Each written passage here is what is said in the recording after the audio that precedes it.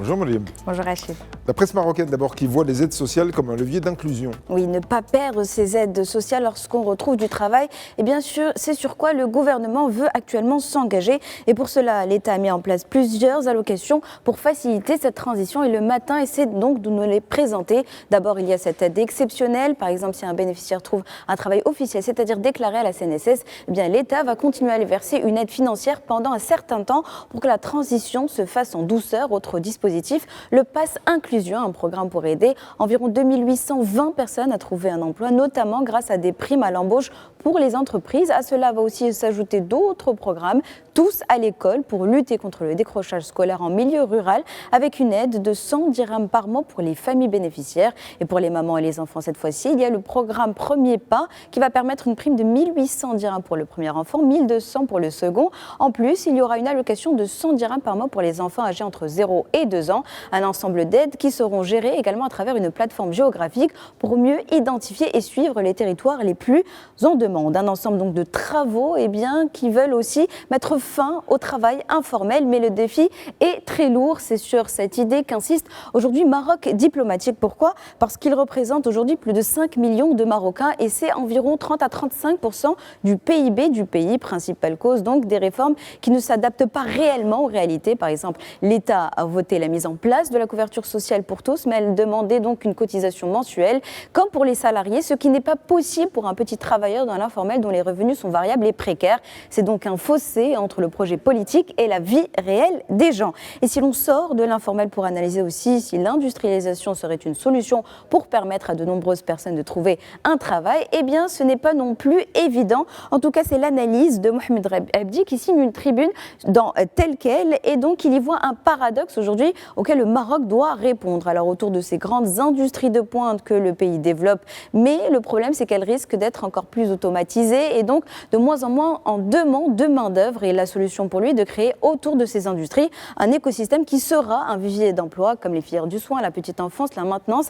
Mais l'idée aussi c'est de valoriser la formation professionnelle, de repenser le statut d'auto-entrepreneur et de trouver aussi dans les régions un fil conducteur pour développer les territoires. C'est donc un ensemble de travaux, rappelons-le toujours et encore une fois, pour passer de l'informel au formel. On parle d'une guerre presque oubliée, la guerre au Soudan, qui se poursuit et la presse se demande comment est-ce qu'elle est financée. Eh bien, par ses propres ressources naturelles, gomme arabique, or, titre TV5 Monde, et oui, ces ressources naturelles qui financent cette guerre. Et donc TV5 Monde qui reprend une étude publiée par les Nations Unies sur cette économie de guerre au Soudan. Une guerre qui s'auto-alimente aussi par le pillage et le contrôle de ses richesses, car par exemple la gomme arabique comme l'or sont très demandées actuellement. Le Soudan produit plus de 80% de la gomme arabique indispensable à l'industrie mondiale dans les sodas, les cosmétiques ou les médicaments. Et l'or, ce sont 70 000 tonnes produites chaque année en moyenne et donc qui sont transformées en lingots puis revendus aux 4 coins du monde. Un réseau donc sans aucune traçabilité qui passe par des flux de contrebande. Et face à cela, l'Union européenne a pris une décision, interdire l'importation et le commerce en or en provenance du Soudan. Information partagée par RFI. Et oui, mais à cela également, l'Union européenne a décidé aussi d'interdire la vente et le transfert de mercure et de cyanure vers le Soudan, qui sont aussi utilisés dans l'exploitation de l'or.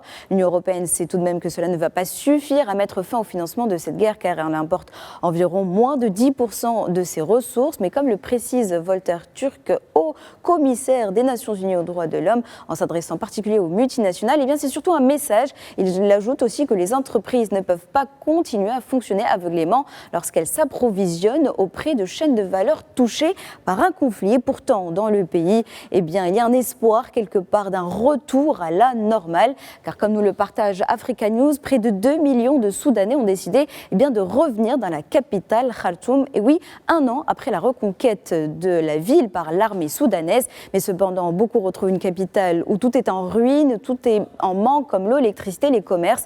Khartoum, on le voit, qui à l'image du pays, reste un territoire suspendu entre le retour des habitants et les lourds traumatismes de cette guerre, comme vous l'avez dit, qui est presque oubliée.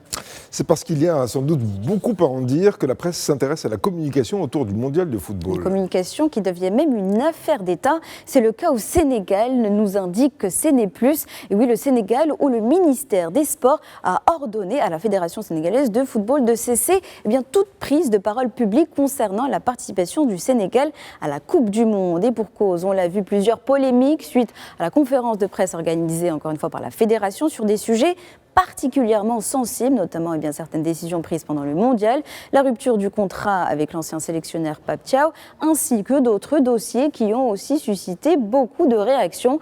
Le ministère qui juge que ces polémiques stériles portent atteinte à l'image et à la réputation du Sénégal sur la scène internationale en particulier. Une communication, on le voit, qui doit être maîtrisée car in fine, elle devient la vitrine du pays. Et d'ailleurs, la Fédération française de football l'a bien compris et a décidé, comme nous l'indique France Info, de transformer les coulisses de l'équipe de France en une machine à buzz sur les réseaux sociaux. C'est une enquête, on l'a dit, signée par France Info, une stratégie marketing extrêmement rentable car elle permet surtout de générer des revenus, de séduire plus de sponsors et surtout de vendre plus de maillots et de produits dérivés. Et aussi, ça crée également de l'attachement avec cette équipe que l'on veut davantage soutenir. Et oui, c'est le pouvoir des réseaux sociaux car le foot, on le voit, c'est également une question d'émotion, parfois très difficile à gérer, des moments où la raison laisse place à ce qu'appelle Fouad El Aroui la pensée magique. Fouad El Aroui qui signe sa tribune hebdomadaire dans le 360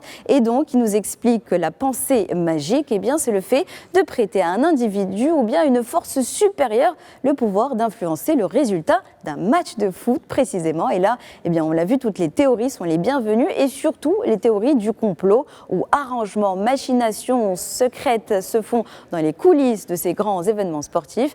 Et pour Fouad El Aroui, la seule réelle conséquence de cette pensée magique, c'est de nous éloigner de notre esprit scientifique qui est pourtant essentiel pour le pays et surtout pour que le pays progresse dans les domaines des sciences, de la recherche et de la technologie. Alors reprenons nos esprits. Nous sommes aujourd'hui, le jeudi 16 juillet 2026. Quel autre 16 juillet peut-on retenir dans l'histoire ? Alors je vais vous raconter l'histoire d'une bataille qui a provoqué le déclin d'un des plus grands empires africains. Nous sommes le 16 juillet 1212 et ce jour-là, dans le sud de l'Espagne, l'armée almohade affronte les royaumes chrétiens de Castille, d'Aragon et de Navarre lors de la bataille de las Navas de Tolosa. À cette époque, les Almohades dirigent l'un des plus puissants empires de leur temps et depuis Marrakech, leur capitale, leur autorité s'étend du fleuve Sénégal jusqu'à l'Andalous. Et donc pour défendre leur territoire en Espagne menacé par la Reconquista, ils traversent le détroit de Gibraltar avec une immense armée venue de l'ensemble du Maghreb. Bien que supérieurs en nombre, les Almohades sont bien surpris car un berger va révéler aux armées chrétiennes un passage de montagne jusque-là considéré comme impraticable. Le 16 juillet, donc, elles surgissent là où personne ne les attend. Les combats sont d'une extrême violence et les Almohades finissent par battre en retraite. Cette défaite coûte à l'Empire une grande partie de son élite militaire et son autorité s'affaiblit. Et quelques années plus tard, commence son lent déclin, le 16 juillet 1212, un de ces jours où l'histoire change de camp et où un empire découvre que sa puissance n'est jamais éternelle. Merci Myriam Kokaïna pour ce morceau d'histoire.